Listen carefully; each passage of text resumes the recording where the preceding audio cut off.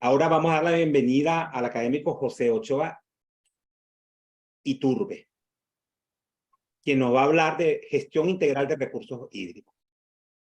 El académico José Ochoa es ingeniero civil de la Universidad Católica Andrés Bello del año 1976, Master of Business Administration, mención ambiental, Florida Atlantic University, estudios de doctorado en la Universidad Católica Andrés Bello, con pronta entrega de la tesis, profesor jubilado de la Universidad Católica, 35 años de servicio, donde fue director de la Escuela de Ingeniería Civil entre los años 1999 y el 2007, director de posgrado entre el 2001 y 2005 y decano de la facultad entre el 2007 y 2015.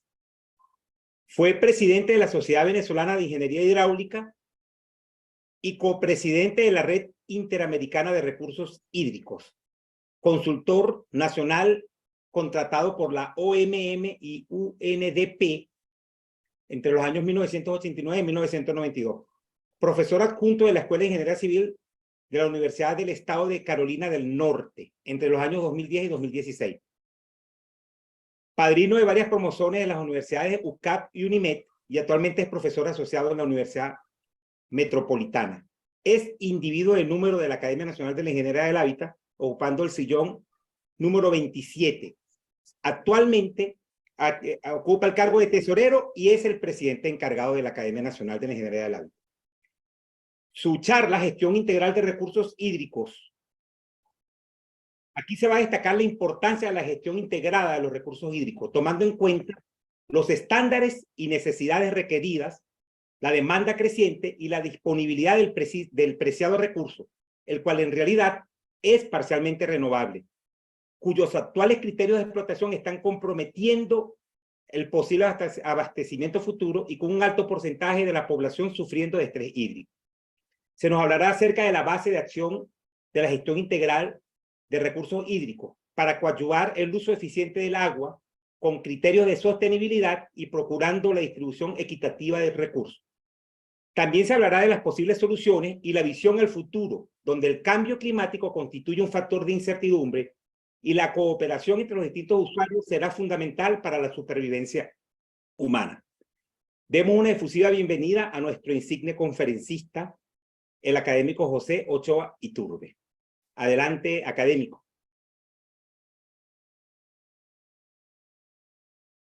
Muy buenas tardes.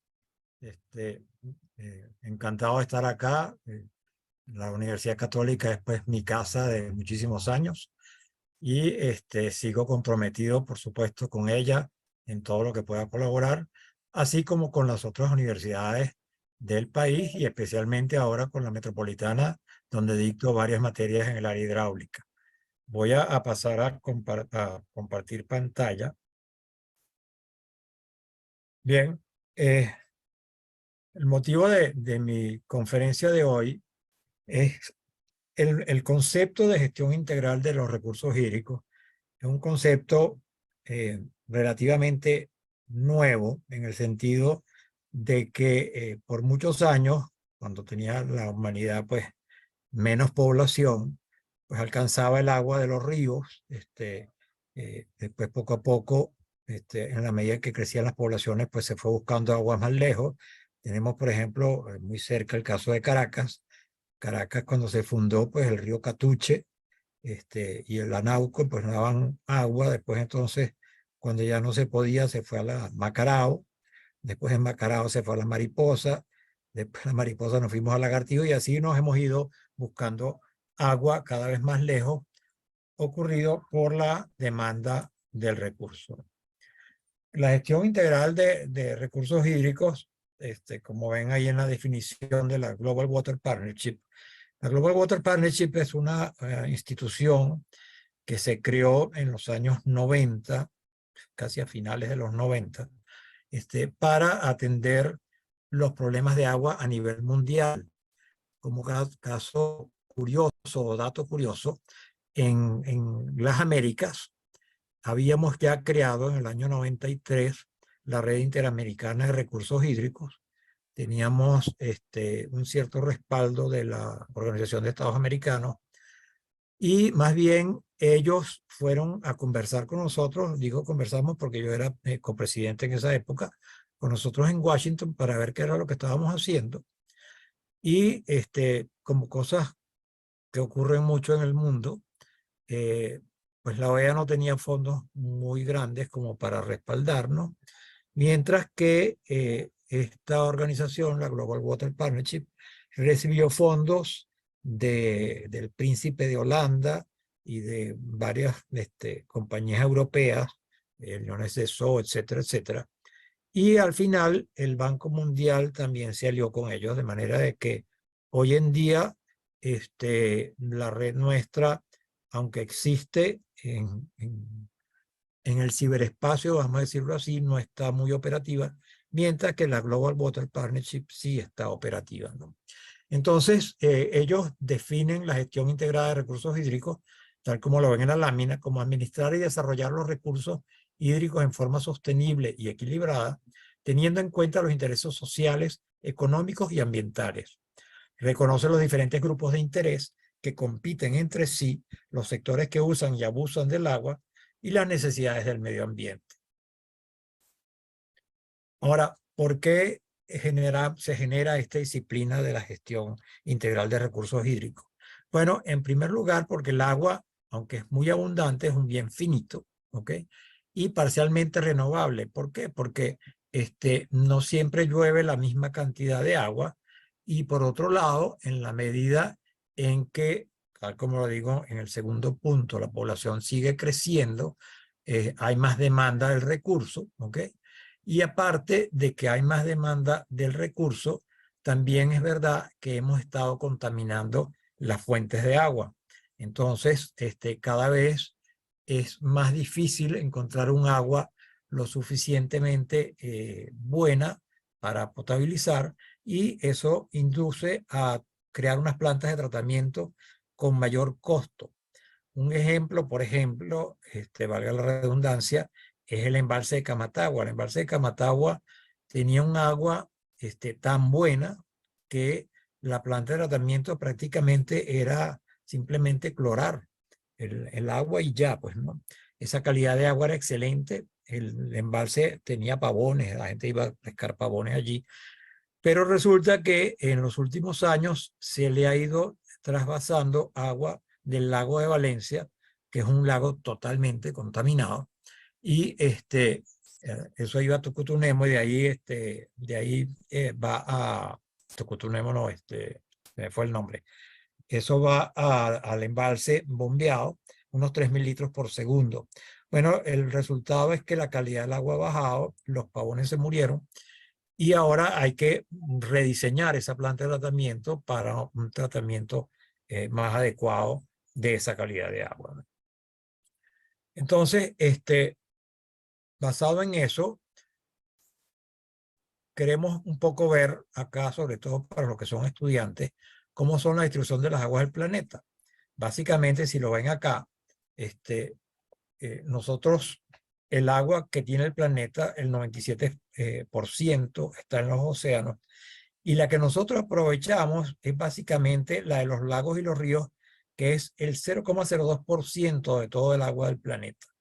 Entonces, por eso es que es un elemento finito, porque esa es la única que nosotros, entre paréntesis, podemos utilizar. Hoy en día, por supuesto, hay desalinización, pero también es costosa, pues, ¿no? La que, digamos así, era gratis, entre comillas, era la que teníamos en lagos y ríos. Un poco para que veamos cómo se utiliza esa agua. Aquí tengo esta lámina, esto está sacado de Naciones Unidas, un estudio que hicieron hace un par de años atrás. Y fíjense que la agricultura es la que más consume agua, después lo doméstico y por último lo industrial. De manera de que efectivamente nosotros tenemos que atacar desde el punto de vista de la gestión de las aguas, el reducir ese consumo de agricultura, porque es realmente la que más consume agua. Aquí tenemos un gráfico de las Naciones Unidas del año 2021, Y fíjense cómo para 1900 había un uso de agua, siempre la agricultura más que las otras, pero a medida que fue creciendo, por supuesto, la población fue demandando más agua y también fue creciendo la cantidad de agua de la agricultura porque había que alimentar más bocas. De manera que una cosa iba aumentando, pero fíjense que el aumento de la agricultura es muchísimo mayor que los sectores de agua municipal, de agua industrial, ¿no? Y ahí se representa también el agua que se iba almacenando en embalses para el uso de la población. En una página española, y por eso aquí aparece los valores de España, fíjense que en países de renta alta, donde ya están utilizando sistemas agrícolas mucho más eficientes en el riego, los porcentajes de uso del agua, la agricultura tiene en renta alta 40%, la industria 45% y el consumo humano 15%, ¿no? En cambio, los países de renta baja, como podríamos ser nosotros, la agricultura es la que gasta un 80%, industria 10%, consumo humano 10%. Ahí tiene la media mundial, 65% en agricultura, 25% en industria y 10% en el consumo humano. Y bueno, los españoles, que fueron los que hicieron ese estudio, pues ellos tienen 62% en agricultura, 25% en la industria y 12% en el consumo humano. Pero, como les decía antes, el crecimiento mundial sigue, aunque ha bajado el número de porcentajes mundialmente de 1,4 a 1,19, América Latina de 2,7 a 1,02 y Venezuela de 3,75 a 1,29. ¿Qué quiere decir esto? Bueno, que hemos bajado la tasa de crecimiento, pero sigue creciendo al 1%, 1 y pico. Entonces, ese 1% que está creciendo demanda, por supuesto, más agua y esa agua también es parte de la demanda para crear alimentos para esa población. Entonces, fíjense que hay una estimación de la FAO que para 2050 habrá un incremento del 55% de la demanda de agua, pero según ellos, solo podrá aumentarse el suministro para la agricultura en un 10% si se sigue actuando con la metodología actual. Y recientemente, eso que está abajo, que lo copié recientemente de la American Society of Civil Engineers, la Asociación de Ingenieros Civiles de los Estados Unidos, ¿ok?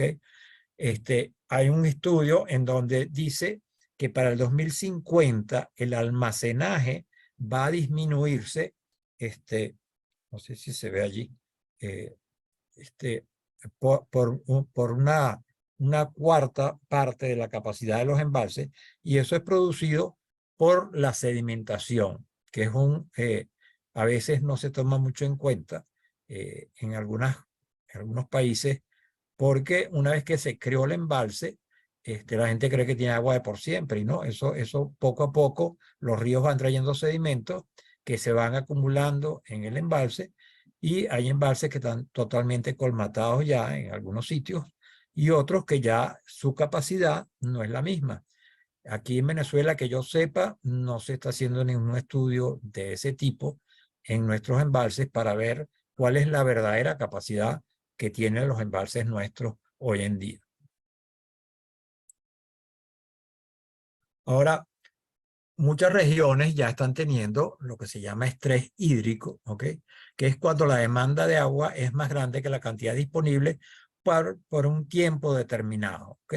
Entonces, si el tiempo determinado que uno escoge es un año, entonces si la demanda es más grande que la cantidad de agua que tenemos en ese año, entonces estamos bajo un estrés hídrico. Hoy en día, en el mundo entero, ¿ok?, hay un 40% de la población mundial que ya está sufriendo de ese estrés hídrico.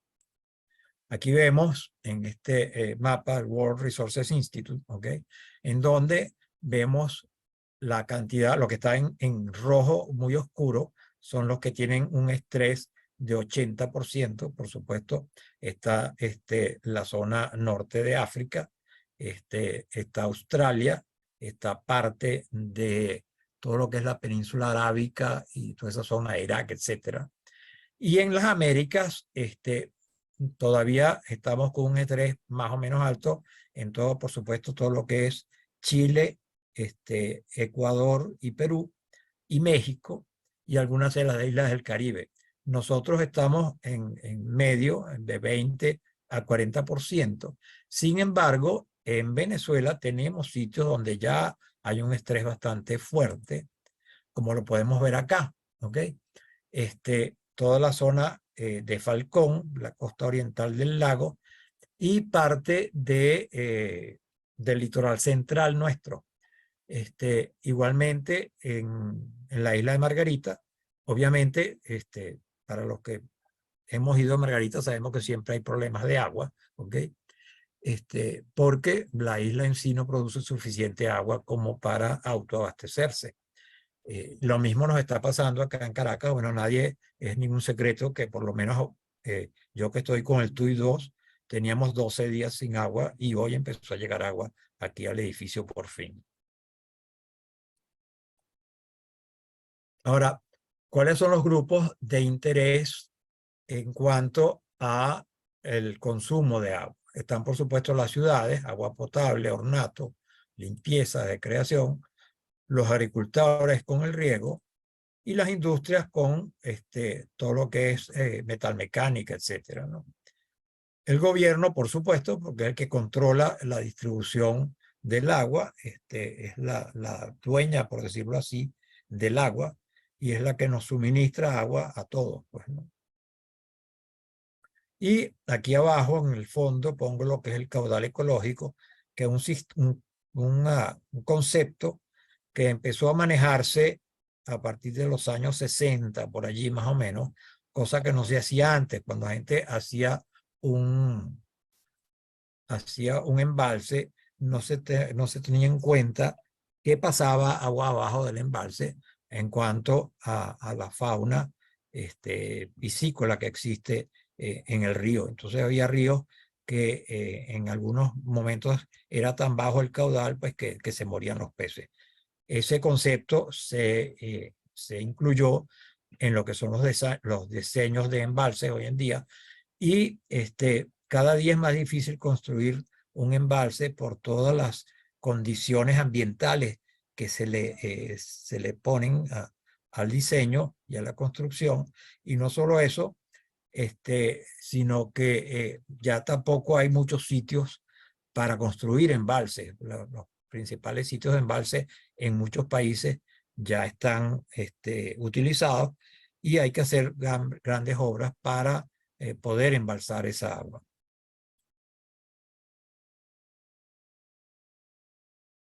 La base de acción de la gestión integral de recursos hídricos es la cuenca como una unidad que comprende el agua total que hay dentro de la cuenca y el número total de usuarios, ¿okay? De manera de que hay que tomar en cuenta en la cuenca cuánta gente está viviendo, qué tipo de uso del agua hay, si son poblaciones, si es agrícola, si hay industrias. Entonces, la cuenca es la que nos va a decir cuánta agua hay allí, ¿no? Y se crean o se han creado organismos de cuencas, por lo menos en algunos sitios, para gerenciar esa agua, ¿no? Con nuevas leyes y reglamentos y con una visión compartida del uso racional del agua. Y esto es bien importante porque obviamente cada quien va a jalar para su lado, digámoslo así. Las ciudades, los alcaldes pues, querrán tener más agua. Si están en una zona agrícola, el agricultor querrá tener más agua. Y hay casos como ocurrió y ocurre con frecuencia en California, donde se negocia la cantidad de agua. De hecho, le pagan a los agricultores para que no siembren y le dan, no sé si es el equivalente a lo que produciría su finca o no, pero sí les pagan algo para que no rieguen cuando las ciudades como San Francisco, Los Ángeles, etcétera, requieren del recurso para la gente, ¿no? Entonces, esa visión compartida es bien importante para poder llegar a un uso racional del agua. Para ello, entonces, hay que hacer planes de acción, por supuesto, a nivel nacional, con leyes, tratados, etcétera, ¿no? En el caso muy importante de las cuencas transfronterizas, nosotros en Venezuela tenemos la cuenca transfronteriza del Catatumbo, tenemos el Orinoco, por supuesto, donde un alto porcentaje del agua del Orinoco viene de Colombia, ¿ok? Y en cambio hay cuencas como la del Caroní, y creo que por eso se escogió el Caroní y el Cabra como de los ríos que potencialmente podrían producir agua, porque están totalmente dentro del país, ¿no?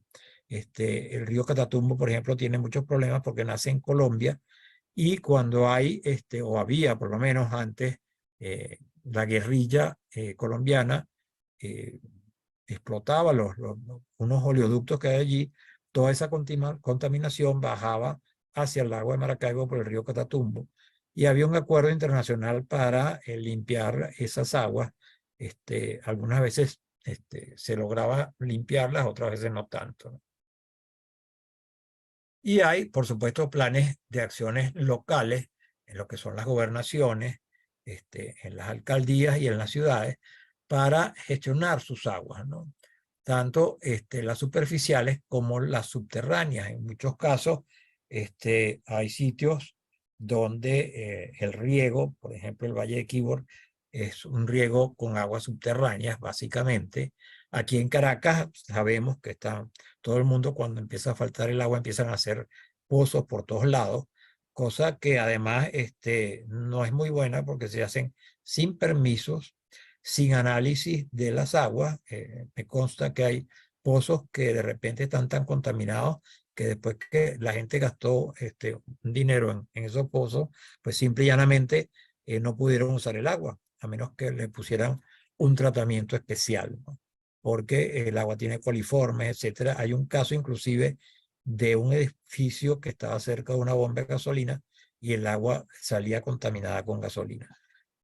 Por otro lado, eso hace cuando dos, tres edificios, uno que están al lado del otro, empiezan a hacer pozos, pues lo que hay es un abatimiento del agua subterránea, y en algunos casos pues el pozo se seca. Sé que hay edificios en los Palos Grandes donde ha bajado tanto el nivel freático que ya no hay agua en el pozo, y igualmente la gente se quedó sin agua, ¿no? De manera que la gestión es muy importante en cuanto a ese manejo de aguas subterráneas, sobre todo en municipios como los nuestros de aquí de la ciudad de Caracas.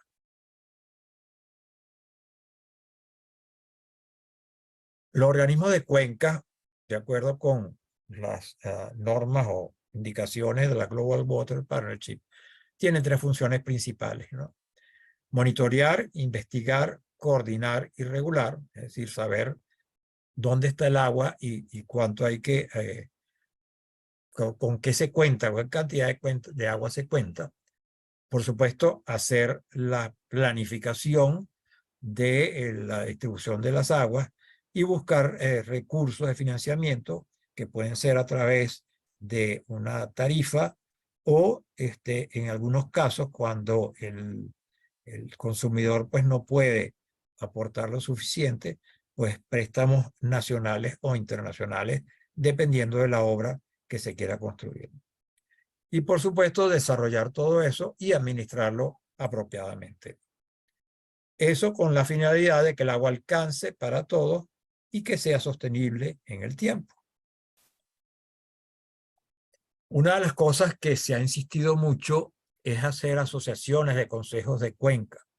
Son organismos formales o informales integrados por gobierno, ONG, usuarios, comunidades organizadas.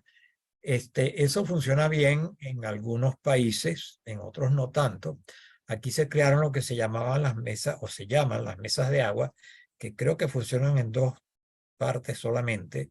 pero no han sido muy eficientes porque, a mi juicio, está muy metido la ideología política más que el interés de los usuarios.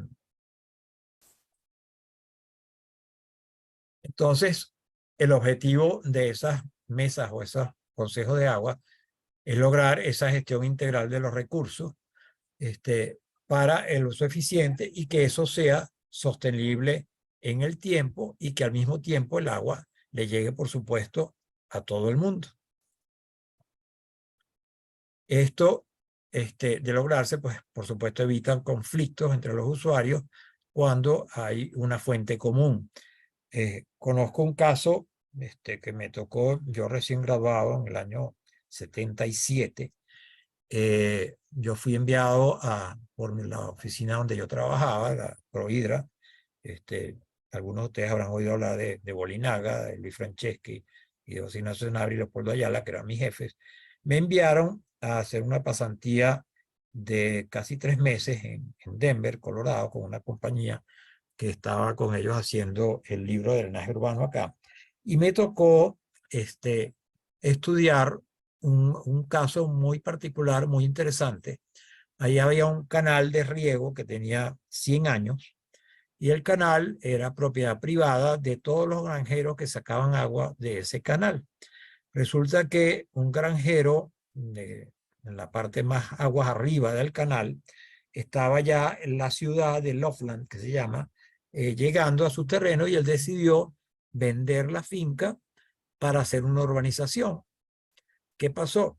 Que resulta que al impermeabilizar, todavía no estaba impermeabilizada, pero se hizo un estudio de que cuando empezaron a construir las calles, etcétera, de la urbanización, obviamente cambió la infiltración y como era la parte más alta del canal, aguas abajo empezaron a inundarse porque el agua que históricamente producía la finca ya no la producía, producía mucho más porque no había infiltración, no había consumo de lo que había allí sembrado antes.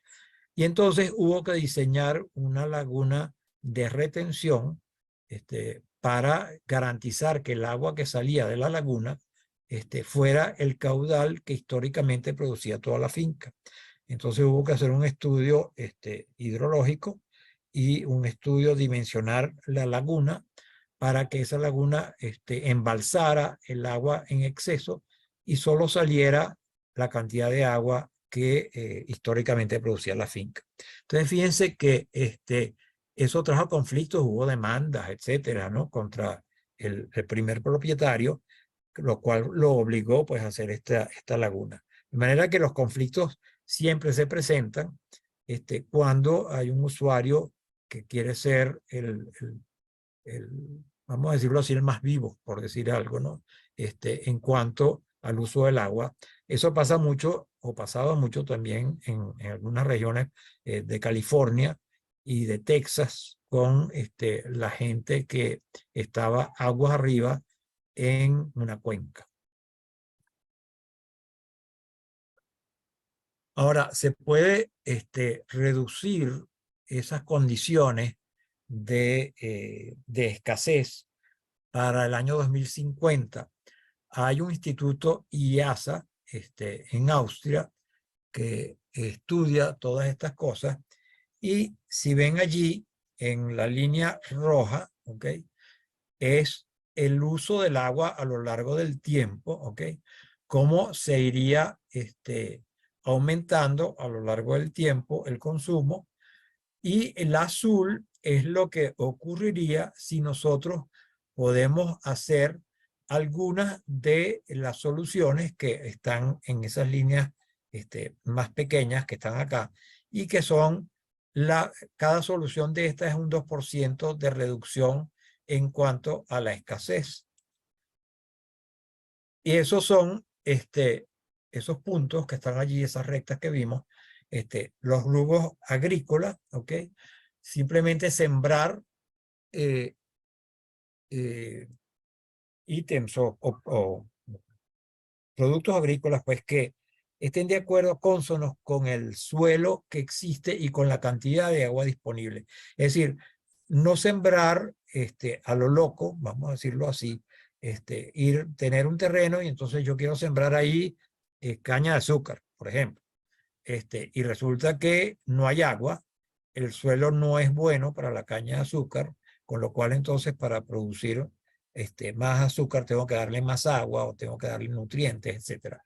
Entonces, de las cosas que ellos dicen que se puede lograr disminuir es sembrar aquellos rubros que efectivamente corresponden con la cantidad de agua disponible y con el tipo de suelo.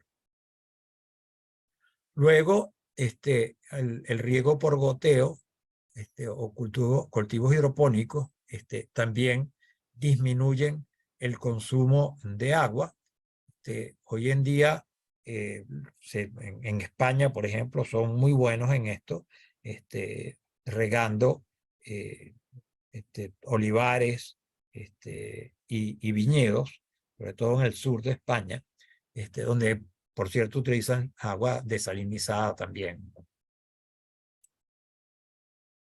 Lo otro, muy importante en el caso nuestro, es las pérdidas en las tuberías de acueductos.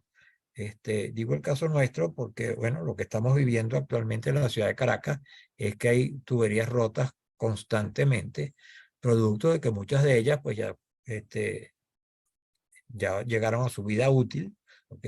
Hay tuberías que tienen 70, 80 años, muchas de ellas sin protección catódica, porque era algo que no se conocía cuando se colocaron esas tuberías, y no hay, hasta donde yo sé, un plan de Hidrocapital, en este caso, para ir reparando esas tuberías. Entonces lo que vemos es que reparan un pedacito, se arregló ese pedacito, pero el pedacito siguiente es la misma tubería que está muy dañada, entonces se rompe allí. Y lo que estamos es haciendo remiendo constantemente, porque no hay un plan realmente de poner tuberías nuevas o buscar algún sistema de eliminar pérdidas. Entonces, se estima que el agua que entra a Caracas se pierde alrededor de un 40% en tuberías rotas. 40% de esa cantidad de agua que entra a Caracas o que supuestamente debería entrar a Caracas, los embalses deberían producir unos 20 metros cúbicos por segundo. Hoy en día creo que están entrando, de acuerdo a algunas cifras que he oído por ahí, en 12%, 12 metros cúbicos por segundo, o 13 metros cúbicos por segundo. Pero si vemos, el 40% de eso es bastante agua. De manera que una de las cosas que requerimos nosotros es un plan realmente para atacar ese problema, ¿no? Y eso disminuiría el estrés del que estábamos hablando. El otro es mejorar el uso de agua en las industrias. Hoy en día hay industrias que pueden reciclar el agua, ¿ok? De manera de que el consumo es menor. En algunas industrias tienen que tratarla, ¿ok?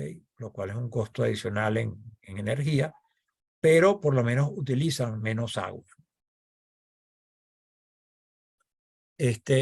Otra cosa son los ahorradores de agua en las casas. Algunos de nosotros, y estoy seguro que muchos de ustedes también los habrán visto. Hay en el mercado muchísimos equipos de estos, donde uno cree que está saliendo una gran cantidad de agua, pero sale mucho menos, y sale mucho aire también. Pero efectivamente ahorran el agua. También hay posetas ahorradoras de agua, con unos sistemas más cónsonos con el volumen, porque muchas veces hay tanques de posetas que tienen exceso de agua para lo que realmente se necesita para eliminar las excretas, ¿no? Otro tema que se está desarrollando mucho son los sistemas urbanos de desarrollo sostenible. Es la idea de reutilizar las aguas que caen en la ciudad. Esto lo haremos un poquito más adelante.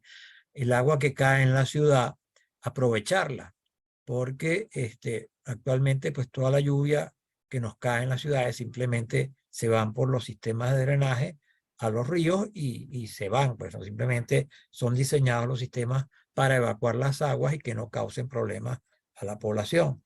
Sin embargo, hoy en día estos sistemas promueven el captar esa agua de lluvia en alguna forma, en un cierto porcentaje, de manera de que no tengamos que traer agua de muy lejos, sino que localmente haya un cierto porcentaje de agua de lluvia que cae todos los años y que se pueda aprovechar.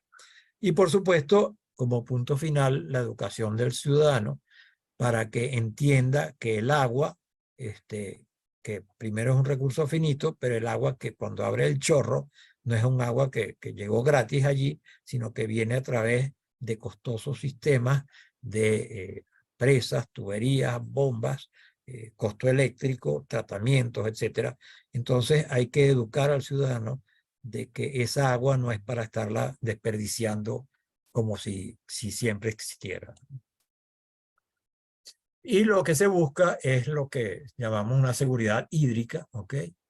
Que es la capacidad de la población de salvaguardar el acceso sostenible a cantidades adecuadas y de calidad aceptable de agua para sostener los medios de subsistencia, el bienestar humano y el desarrollo socioeconómico, para garantizar la protección contra la contaminación del agua y los desastres relacionados con el agua, y para preservar los ecosistemas en un clima de paz y estabilidad política. Esta es una resolución del ONU, de las Naciones Unidas, en el 2013. Poco para resaltar, pues no, todo lo que consiste en seguridad hídrica. Y la sostenibilidad es simplemente lo que el concepto de capacidad de carga de la naturaleza es, que es el límite de soporte del ecosistema para acoger una población de organismos vivos. Es decir, si nosotros fuéramos a ver la carga del Valle de Caracas y solamente con el agua que viene del Ávila, del río Guaire, etcétera, pues Caracas nunca tendría 6 millones de habitantes o 5 millones de habitantes. ¿Por qué? Porque no tiene la capacidad de carga para mantener humanos, plantas, animales, etcétera, en la cuenca. De manera que esa capacidad de carga de la naturaleza, sobre todo en las ciudades, nunca se cumple, ¿no? Bien, un poco lo que les explicaba antes, aquí aparece en la lámina, pues el máximo número de organismos vivos que un área puede sostener sin degradar los recursos naturales. Dentro del objetivo del milenio está, por supuesto, el agua limpia, ciudades y comunidades sostenibles, vida de ecosistemas terrestres y acción por el clima. Todo esto tiene que ver directa o indirectamente con la gestión integral del recurso hídrico.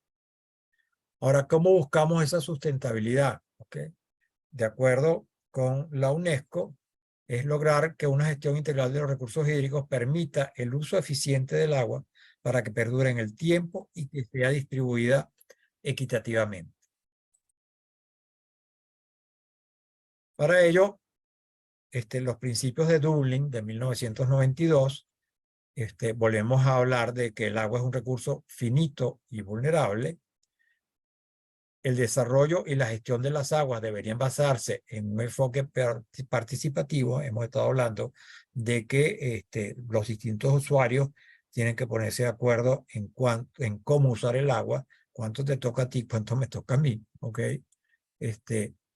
Luego, el principio de Dublín habla sobre el papel de la mujer, sobre todo en algunas, quizás en nuestro país no tanto, pero en otros países sí, en donde la mujer es la que busca el agua y es la que está pendiente de que la familia tenga suficiente agua.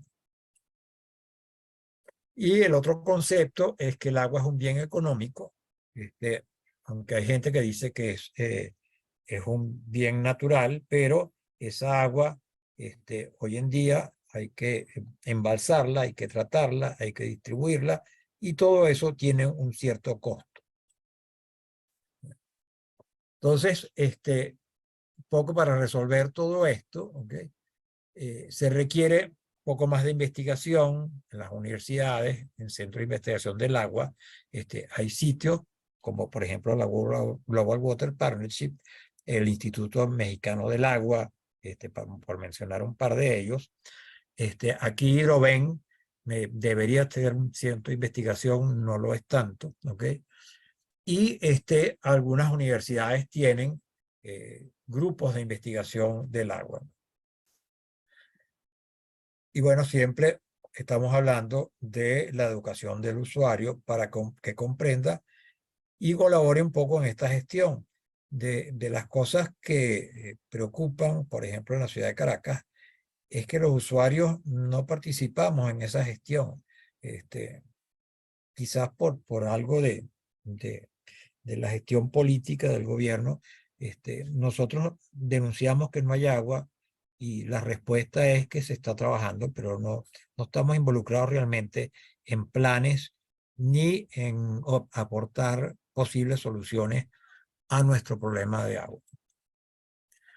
Y quisiera hablar sobre este tema de las soluciones basadas en la naturaleza para la gestión del agua, que es un tema que empezó a desarrollar la UNESCO en 2018, hace apenas unos 5 años, que se ha ido parando un poco los estudios por la pandemia que tuvimos, pero se han hecho algunas publicaciones de este tipo, ¿no?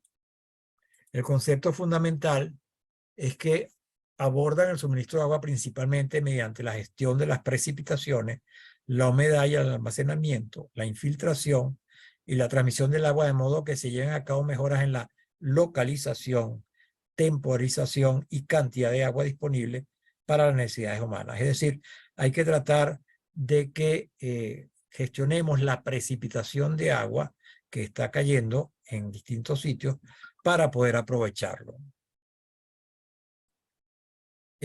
Si hablamos sobre la precipitación de la ciudad, ¿ok?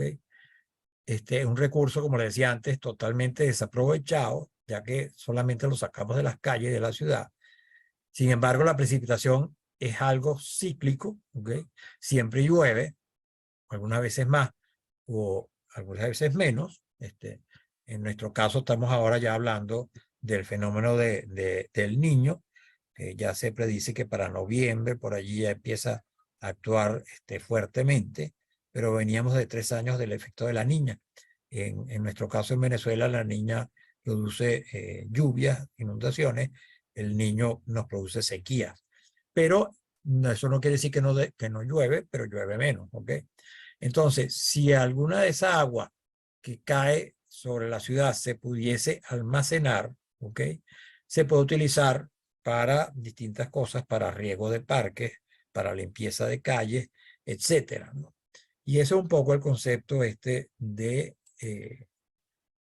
del agua sostenible, ¿no? Fíjense, yo hice este pequeño cálculo, ¿ok? Nosotros, la precipitación en Caracas es más o menos 1000 milímetros al año, es decir, 100 litros por metro cuadrado. Y Caracas tiene 400, el Valle del Guaira, para decirlo apropiadamente, tiene 433 kilómetros cuadrados. Si nosotros tomamos esa cantidad de agua que llueve sobre la ciudad y la calculamos por kilómetros cuadrados, nos da 433 millones de metros cúbicos en un año, ¿no? Es una barbaridad de cantidad de agua, ¿okay? Si nosotros llevamos ese consumo de Caracas, hipotético hoy en día, de 20 metros cúbicos por segundo, serían unos 631 millones de metros cúbicos. Es decir, que si nosotros lográramos, cosa hipotética por supuesto, si lográramos captar toda la lluvia que cae en Caracas, fíjense que estaríamos hablando ya de un porcentaje muy alto de lo que se necesita en la ciudad. Estaríamos cubriendo el 68% de las necesidades de la ciudad, que no tendríamos que traerlo ni de Camatagua, ni de Lagartijo, etcétera, etcétera, ¿no? Obviamente eso no es factible, pero esto lo que nos da es una idea de lo que podemos lograr almacenando cierta parte del agua que cae sobre la ciudad o sobre las ciudades.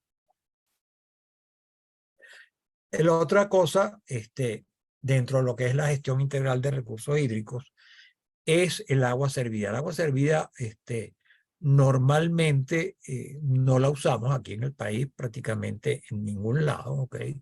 El 80% de las aguas residuales retornan al ecosistema sin ser tratadas o reutilizadas, según la UNESCO, en un documento del 2017. Aquí nosotros podemos ver perfectamente bien el Guaire, por ejemplo, descarga, todas las cloacas descargan el Guaire de la ciudad de Caracas, y él descarga el Tuy y el Tuy al mar, y nadie está tratando esas aguas. Hoy en día, en la cuenca del Guaire, hay una planta de tratamiento arriba en el Chorrito que capta parte de las aguas de esa zona de los Teques, y algunas industrias tienen tratamiento de agua servida.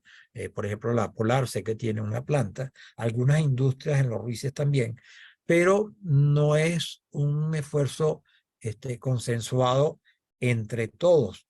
Entonces, hoy en día, la ciudad de Caracas, pues prácticamente bota sus aguas servidas sin ningún tratamiento.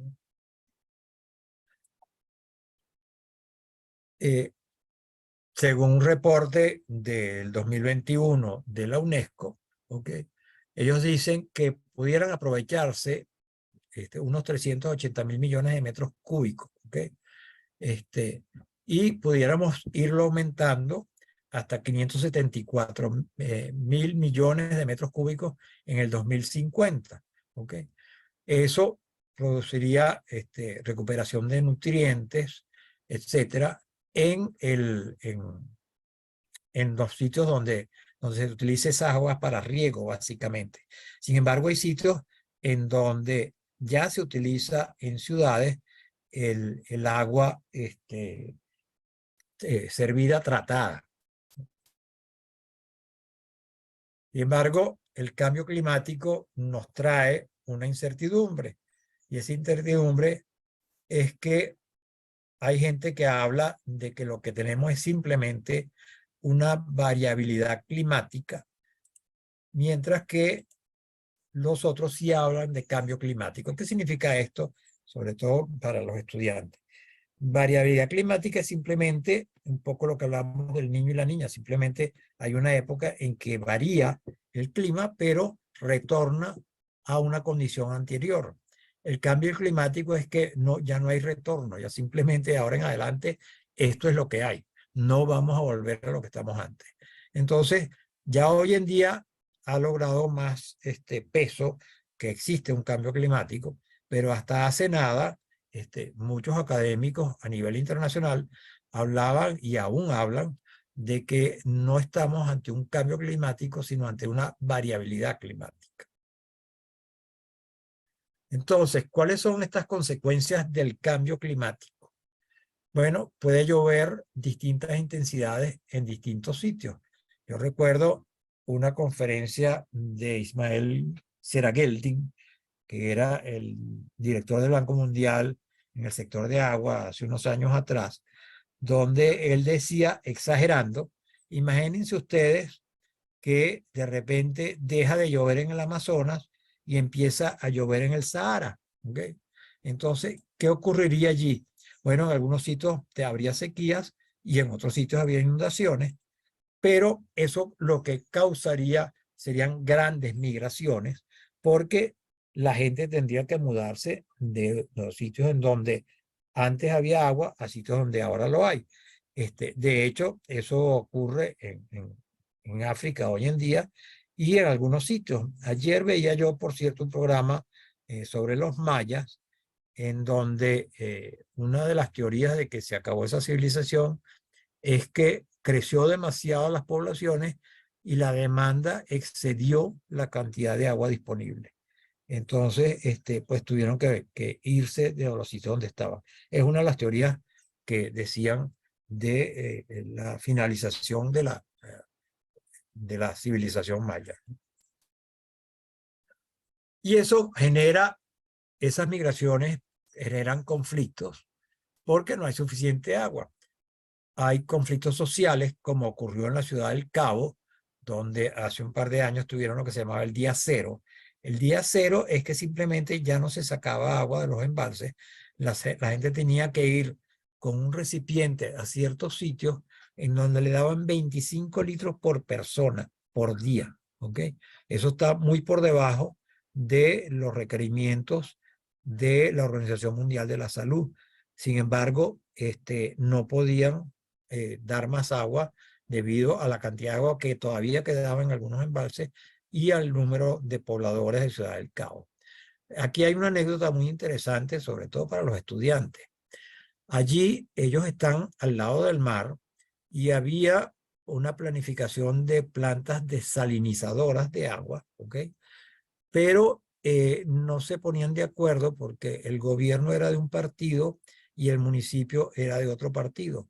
Y el pleito político los llevó a que al final pues no se habían decidido por las plantas de tratamiento, las plantas desalinizadoras que tenían que construir, y llegó esta crisis de agua y no estaban construidas, ¿no? De manera que a veces las acciones políticas dañan a la población por intereses muy, en mi caso, digo, mezquinos de los partidos políticos, ¿no?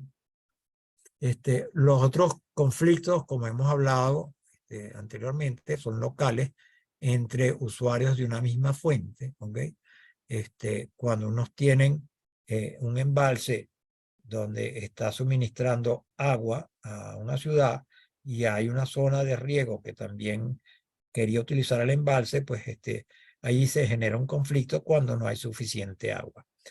Hay casos particulares, por ejemplo, en el embalse de Camatagua, al principio se diseñó, fue por un sistema de riego, pero cuando creció la ciudad y siguió creciendo, pues hubo que utilizar esa agua para la ciudad de Caracas en detrimento de la zona de riego. El otro son los conflictos internacionales.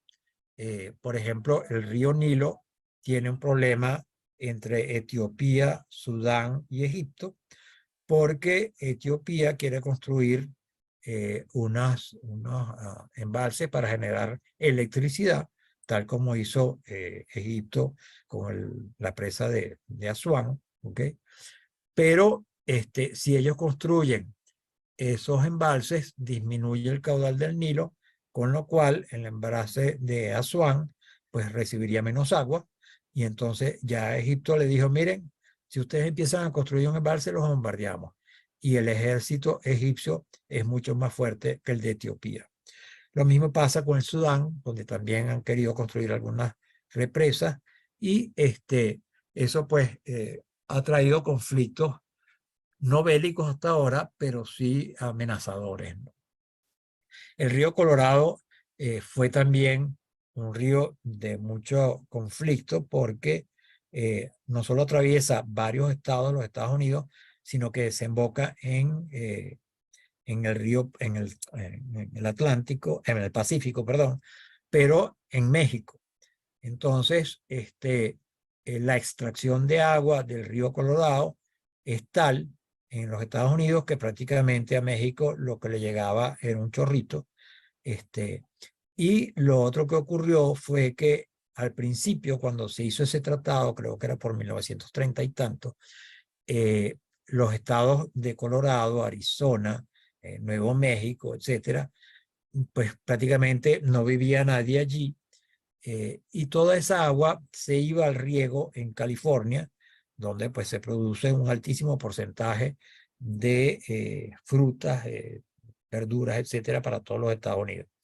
Entonces, en la medida en que esos estados empezaron a crecer, digo yo, Arizona, Colorado, Nuevo México, etcétera, ellos empezaron a pedir su porcentaje que les correspondía por el tratado, con lo cual a México todavía encima se les redujo más la cantidad de agua, y creo que recientemente, no sé, un par de años atrás, lograron un nuevo acuerdo para garantizarle por lo menos un cierto caudal ecológico a México, ¿okay?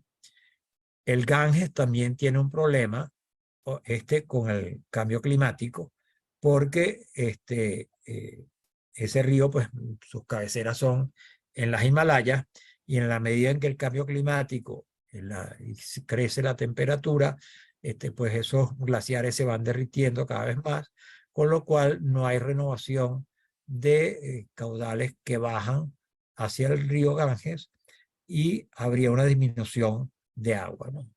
Y otro conflicto internacional son los acuíferos transfronterizos. Por ejemplo, entre Libia y Egipto hay un acuífero muy grande debajo del Sahara. Libia estaba ya explotándolo cuando Muammar Gaddafi, ¿ok? Pero un conflicto tipo el que tenían Kuwait e Irak con el petróleo. ¿Cuánto sacas tú del mismo sitio, ¿no? Entonces, creo que todavía no se han puesto de acuerdo en cuanto a la explotación de ese acuífero. Esto fue una información que yo tuve hace unos años atrás, la verdad es que no le he tenido seguimiento, pero sí es muy importante esos acuíferos transfronterizos porque el agua subterránea no tiene nada que ver con las fronteras, ni siquiera tiene que ver con las cuencas superficiales, porque hay trasvases entre diferentes cuencas que estén una al lado de la otra, pero hay trasvases subterráneos, aunque no lo haya superficialmente. De manera que los conflictos pueden presentarse en distintos sitios y a distintos niveles.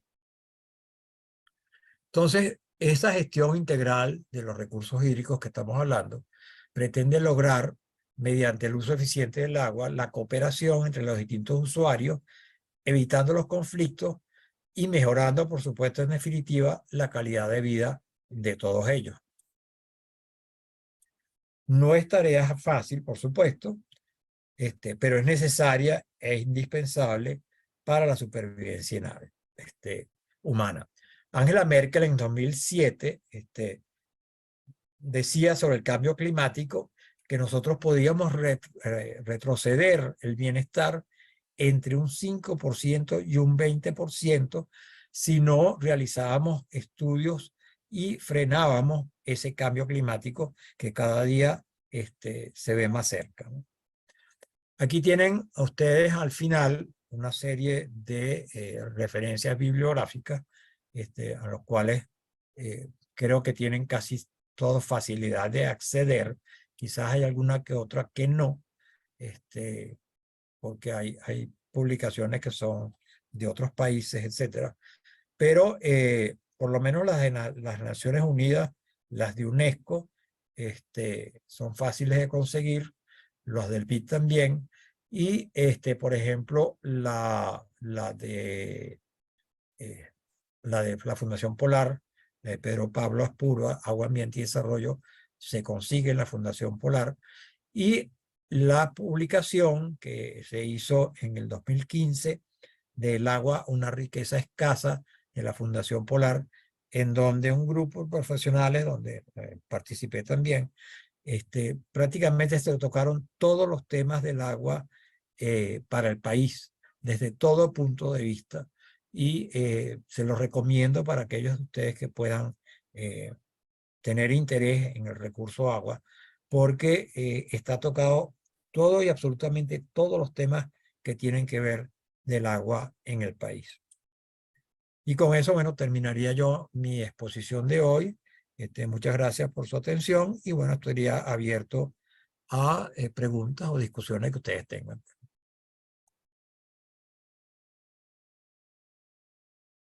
Bueno, muchísimas gracias, académico José Ochoa, por la excelente presentación. Muy interesante y muy didáctica.